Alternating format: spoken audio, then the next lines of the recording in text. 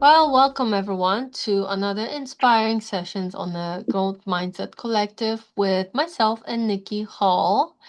Hi Nikki, how are you today? Hi, I'm great. How are you? I'm doing great, thank you.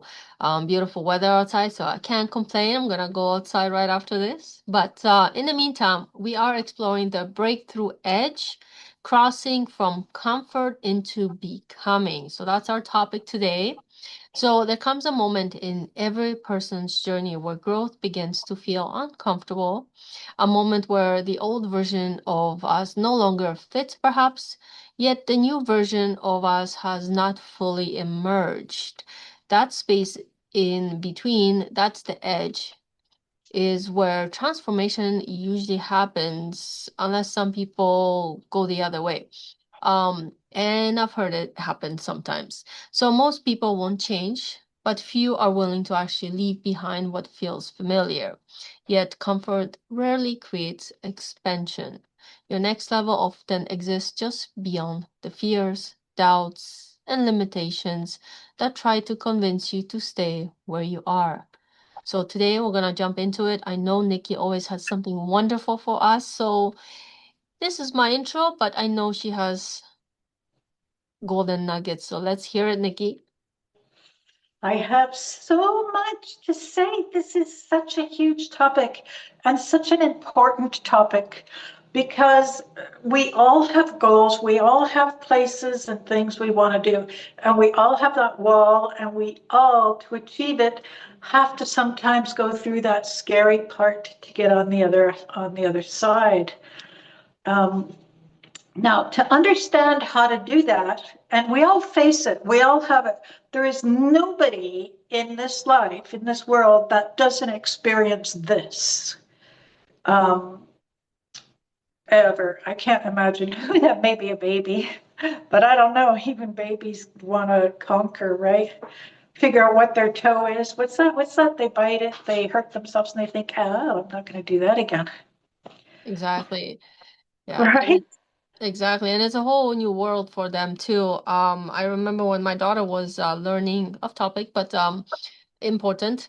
They also have to learn like riding a bicycle. She Mhm. got her moments of I just want to throw that bike and forget about it. And I had to step in and say, look, there are times Yes. we're gonna have to take that next step. Otherwise, we'll stay where we are. So I could see, the wheels started turning inside her head. She's like, oh, okay, well, maybe I'll give that another try and another. And before, boom, she was off on her own.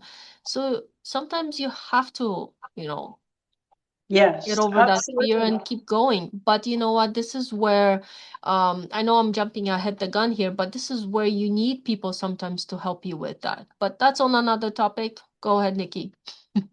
Okay, so first thing we want to do is understand that there's four distinct mental phases of psychological and financial transformation to do this. Like even when it doesn't matter what age you're at, and it doesn't matter who you think you're talking to, every single person has a degree of discomfort that exists with them. Either they're going to live with it and just stay there, or they're going to live with it and they're going to transcend and cross over that barrier. So I'm going to tell you what the four phases are, and then Ava and I can talk about them. The first phase in this anatomy is bondage. Um, and the second phase is reason. And the third phase is conflict. And the fourth phase, if we can get through the third phase, is freedom. It's the breakthrough. So let's talk about the first one that I think we all understand, and that's bondage. We all get that to one degree or another. We all live in that either by choice or by fear or by paradigm, but it's all sourced into our life. And so the intellectual reality is the individual is entirely dominated by that, what I'm going to call the X factor, which is what Bob Proctor calls it. It's the X factor type conditioning. That's the bondage, that's the fear, that's the habit, that's the choice of staying in a certain place. The result, your revenue, your habits, and your daily thoughts are all locked into this reoccurring loop, which we're going to call X. And it's also, unfortunately, it's a comfort zone. It's like the devil you know, right? And the other part to this bondage is the visceral experience. This is the deception of the comfort zone, of where we choose to validate staying behind. You know, the subconscious mind and the conscious mind are in perfect alignment, but it isn't quite, it has an alignment limitation. The business, our business gets stagnated. We allow ourselves to feel safe because of the outcome. And we think we know the entire predictability, or we've had these opinions imposed on us for thinking we know the entire predictability of the act or the motion, the move forward act, if we go. So we stay in bondage, right, Ava? That's right. Definitely. So the next thing we want to understand is reason. Bob Proctor refers to that as the why reason, and we're going to use that to refer to it for a moment. So we have the reason, and this is the intellectual reality. This is the master teacher, where he introduces the outrageous goal, the non-linear goal that you have to get you to challenge yourself, to move beyond, or to blow certain things about yourself up. This idea originates in the conscious mind, in the thinking mind, where, all intellectualism, all pondering, all assumptions, all understanding, it all happens, right?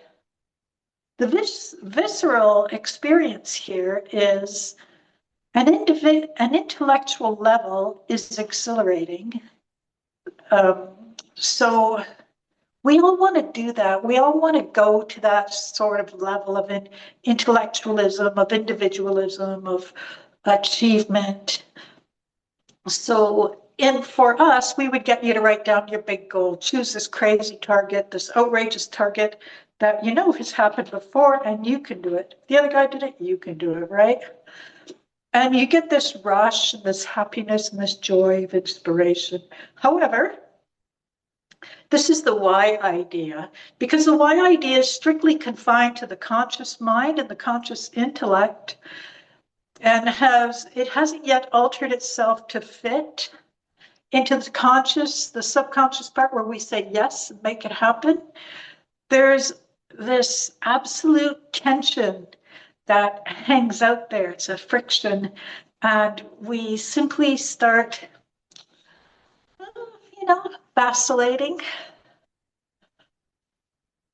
Phase number 3 is the conflict, and this is where the vacillating, you stop, right? You stop and you're kind of contemplating, you're existing there, and a lot of times if you make up your mind, you shouldn't have a stop gap there. You should adapt it and just say, yes, this is what I'm going to do. But we don't. So this is where the fear comes in, and this is where we see clearly the wall is in front of us, or the obstruction. So this is where, a bit of the collision happens. This is the intellectual reality happening now. The moment that you attempt to execute, impress, or emotionally involve your wonderful why idea, your big holy crap idea, you try to put it into the subconscious mind, and that's the emotional mind. That's the yes, let's make it happen. Let's find a way. And it's pure hard conditioning. And sometimes we don't choose to actually intellectually say yes. We say yes, like I'll say, I would love to do this to I will share this information with Eva, when we're on our own. And I'll say, oh, I'd love to do this, but secretly inside myself, I'm still intellectualizing. I'm still up in the subconscious. I haven't made a certain determination. So this becomes a landmine. This becomes a problem because the two ideas mix in their vibrations, and it creates a mental and physical, yeah, I don't think so. Or a little bit of anxiety, or a little bit of worry or doubt, or it levels into fear, or, your subconscious mind and your paradigm vacillates and gives you all sorts of ideas of why you shouldn't do it. And you quietly agree with that. Subconsciously, in a certain depth, you agree with that. So this becomes the trap.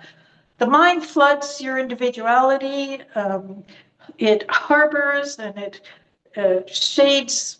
casts shade on your brilliance, and you get this rationalization and these excuses to step back into the first phase. You could say timing is wrong, we don't have the capital, the market isn't ready, all that stuff. And if you do that, then you end up bouncing off that wall and back at the starting gate. So the next phase is you have the wall and you want to get the breakthrough. So you have to get your intellectualism ready. You have to know that freedom is achieved exclusively through understanding and knowledge, which can only be developed by crashing straight through the barrier, straight through the conflict, straight through this breakthrough edge that we're talking about. So the visceral experience here is that by acting with the face of intense physical and emotional discomfort, anybody you ask when they're going through a level of change and growth, they'll tell you there is a degree of discomfort that comes with it. The old paradigm, the old thinking systematically has to be disappeared. And the new big reason why, your big why, has to become the dominant subconscious program. If you don't take it from your intellect and your conscious, and you don't say yes with 100% conviction, it is not going to go into your subconscious, and your subconscious isn't going to go, oh, are we doing this? Where is it? And if it's not there, we make it happen, right? But it's not going to happen if you don't bring it down to the dominant subconscious programming that you have. And basically, that's the 4 phases of breaking through the edge. Yeah, and these are very good steps, and I definitely brings back memories when I took the Bob Proctor's coaching program. Um, and when you first read it, it almost sounds like you're climbing a hill, trying to do all these things, because that's what your mind wants to sometimes give you. And what I think it's really important too is realizing which state, because not everybody has to go through those steps, because somebody's stuck maybe in number 2, maybe number 3, they can get to the Yes. freedom. So I think it's really important to realize which stage you are locked in. I don't like to call blocking, but for of course for this kind of session, we do have to call it specific things so you can be okay, this is where I am struggling with, right?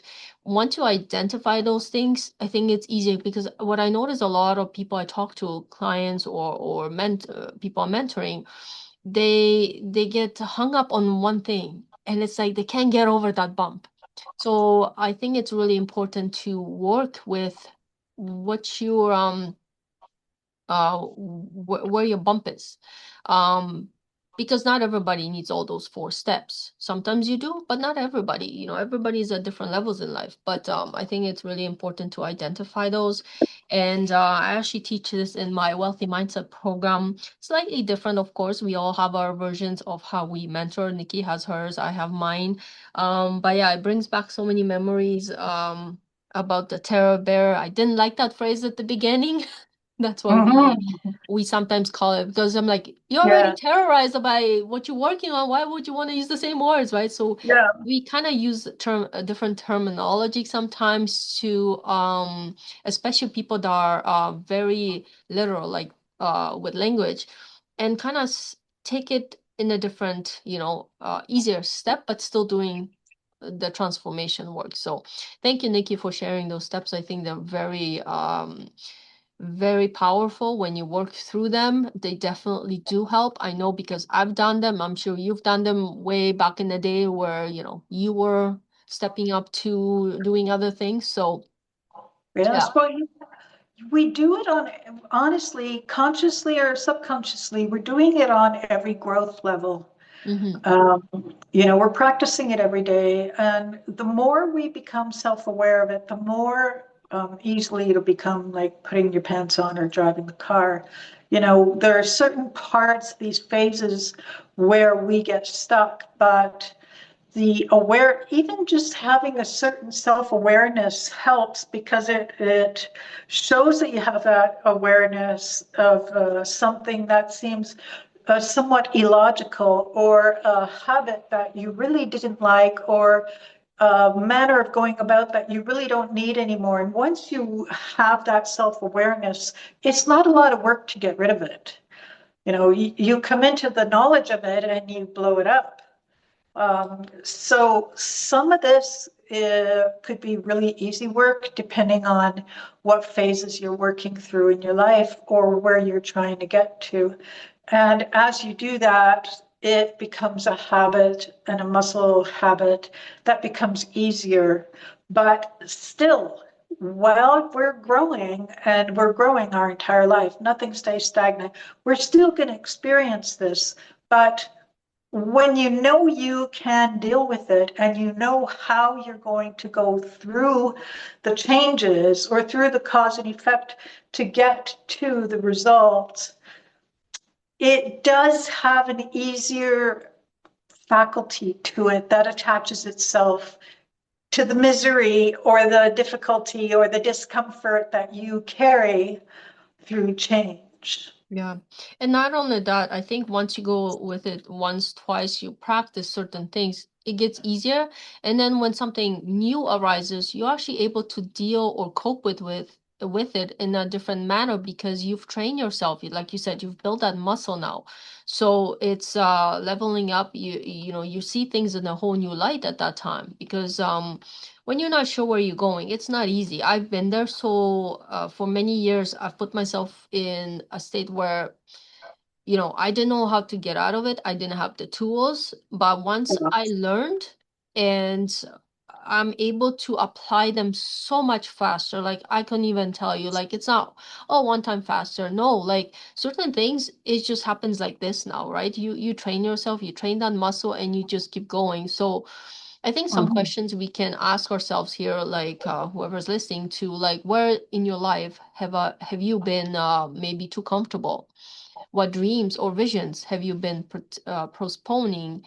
And out of fear, maybe out of doubt, whatever it is that it's there for you, right? What beliefs about yourself are you ready to release? So there's so many questions you can ask, and that's why we work, with groups or one-on-one to help you identify those things. So I think if you ready, reach out to myself or Nikki, and we can definitely help you with those fears, doubts you might have, or something else going through. So, Mhm. right, Nikki? Absolutely. Yeah. Just always remember that your mind is always ready to expand, but it requires like perfectly clear, uncompressed conviction, vision, this mental mold of energy that you could call on. And yeah. Yeah. And And then call us and you can tie a knot and we'll pull you through. Exactly. Yeah, I think it's really important to give yourself that opportunity to expand because you never know. Like you could be stepping into something you never thought it was possible for you. It's so funny, something just come up. I was talking to somebody and she had a beautiful realization yesterday actually. And she's like, "Oh, and this was a few years back, she's like, "Oh, I don't know how those people do it. They have properties here, they have properties there." I was like, it just seems like a dream. And then yesterday, even though it's already been a month, she just realized that, oh my goodness, I am doing the same thing I was admiring a few years back. She just realized that after a month already being that. She's like, wow, so you know what? Even I can do it, she says. And I thought it was impossible for me. That's what she said. And I was like, see? You just have to give yourself the chance to expand and grow and stop being so afraid of life or things coming because a lot of times we get stuck in our head. All it is, it's in our heads, right? And we have to just jump at the opportunity and take the leap. That's all I say. Right, Nikki? Absolutely. Yeah. So anything else you'd like to add or we're gonna close out for today? Well, no, I just want to remind everybody that, you could book a half an hour consultation with us. And it's a free call, and we'll gladly help you. Oh, you know what? I am going to share one more thing. It's kind of silly, but in that television show, 1923, if you want a good example of this, Helen Mirren and Harrison Ford are in this big fight. All this stuff is going on, and at one point in the series, she goes off by herself, and she finally gets that conviction to move, and she's in a scene for about 4 minutes, maybe, and you can see everything we're talking about here. They're trying to go and they're trying to get things done, and they're got conflict and they're fearful and they don't know, and then she says, okay, she's talking out to the universe and she's saying, or to God, and she's saying, okay, if that's what you're saying, I'm going to grab it. I'm going to grab it completely and I'm going to go with it. And then it continues. But this is a beautiful example if you just want to escape for 2 seasons of a show, to see Helen Mirren reach that pinnacle where she keeps bouncing off, bouncing off, bouncing off. And then she finally says, okay, fine, I'm going. And she goes and they get on the other side. Hmm. Yeah, Awesome. yeah, yes. When I saw her do it, I thought, oh, there it is. Yeah. So as we close today, remember this, growth is rarely comfortable, but it is always transformational. The breakthrough edge is not a place to fear. It's actually a doorway into becoming who you were actually always meant to be. So every challenge, every moment of uncertainty, and every uncomfortable step forward is actually shaping a stronger, wiser, and more aligned version of you. So do not underestimate the power of our courageous, courageous decisions, right? So your future is in your hands. So till next time, we hope you have a wonderful day. Nikki, thank you so much for coming. And again, we are here for you. So reach out and have a beautiful day. Till next time. Take care.